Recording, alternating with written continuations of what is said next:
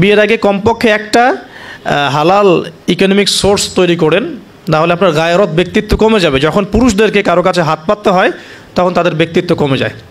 আর পুরুষরা যখন স্বাবলম্বী থাকে, হোক সেটা মাসিক 10,000 বা 20,000ই হোক না কেন, স্বাবলম্বী থাকলে তারা গায়রতের পরিচয় দিতে পারবে ইনশাআল্লাহ।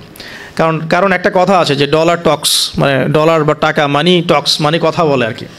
যখন আপনি সবার মানে ডিমান্ডগুলো ফুলফিল করতে পারছেন, আপনার বোন, আপনার স্ত্রী, সন্তান, শ্বশুর শাশুড়ি, আত্মীয় স্বজন, আপনি তখন সুপার হিরো। যখন আপনি পারছেন না, আপনার মুত্তাকি, আপনার তাকওয়া, আপনার ঈমান, আপনার অন্যান্য বিষয়গুলো খুব একটা মানুষের কাছে হাইলাইটেড হয় না। কারণ মানি টক্স, মানি কথা বলে আর কি। আপনার স্ট্যাটাস ইট টক্স, এটা কথা বলে। তো এই জন্যে গায়রত বজায় রাখতে হলে আপনাকে একটা উপার্জনের সোর্স তৈরি করতে হবে। এর জন্যে আমি বলি যে সূরা ওয়াকিয়া পড়েন, চারটার নামাজে অভ্যস্ত হন, সেজদায় গিয়ে আল্লাহকে বলেন আল্লাহুম্মা কফিনি বিহালালিকা আন হারামিক ওয়া আগনিনি বিফাদলিকা আম্মান সিওয়াক। ইনশাআল্লাহ হালাল রিজিকের পথ প্রশস্ত হবে ইনশাআল্লাহ।